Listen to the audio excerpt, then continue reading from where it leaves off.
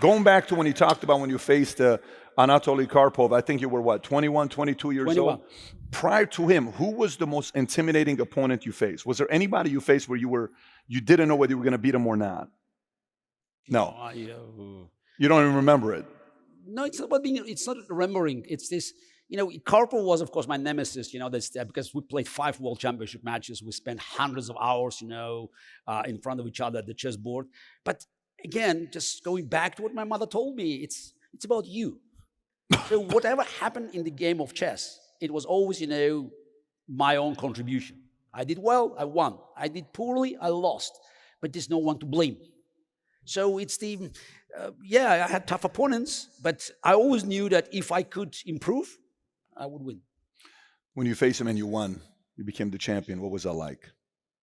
When you became the champion the first time and you were at the top of the world the first time, what was that feeling like? Look, it's probably quite ironic that my first memory of the moment being the world champion, I won my last game against Karpov, game 24, 1985 on November 9th.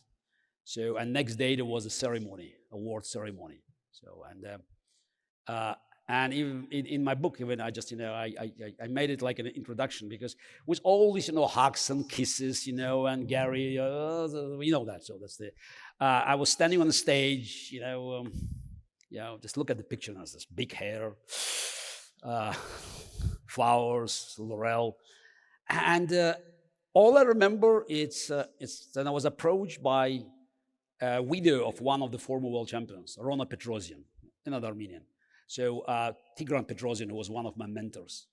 And she looked at me, it was a glimpse of sadness. And she said, "Young man, I'm sorry for you." What? Sorry for me? I'm 22, I'm the best on this planet. The sky is the limit. And she repeated, "I'm sorry for you because the happiest day of your life has just passed." Oof. Can you imagine to hear it at age 22? I have to admit, I didn't pay much attention to that. Okay, things happen, but then somehow it got stuck, and I thought, what was it, a curse or a blessing? Because it could be a curse, but also it gave me reasons to prove her wrong. So just, to do other things, just to make sure that, I could, push the horizon, not only in the game of chess. And I stayed on top for a long time, but it's just do other things. And that's what I remember. And I think it was a great start because it's made me recognize that, you cannot seize the process of exploration and learning. And again, that's I think we all hear a lot of advices from right, left, and the center. But it's for us to pay attention. It's, again, to understand what matters most.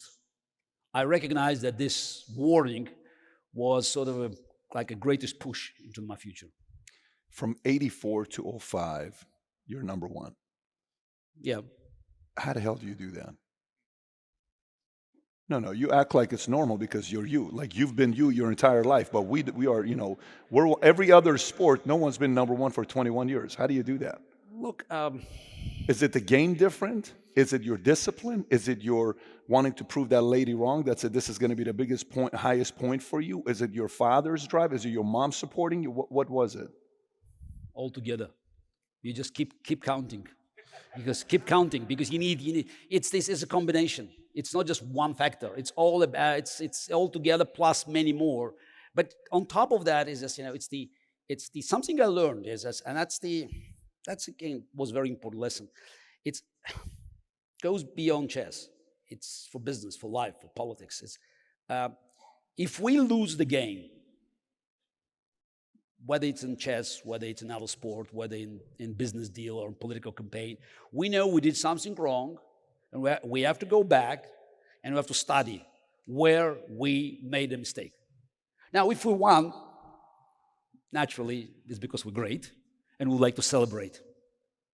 Now, I can tell you, someone who stayed on top for so long, perfect game doesn't exist. If you won, it's for a simple reason, because your opponent made the last mistake.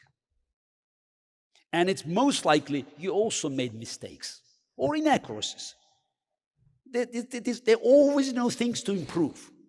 And I think one of the key elements of my success was that I was relentless with myself. So I was brutally honest. So I looked at my games, and I won many more than I lost, of course.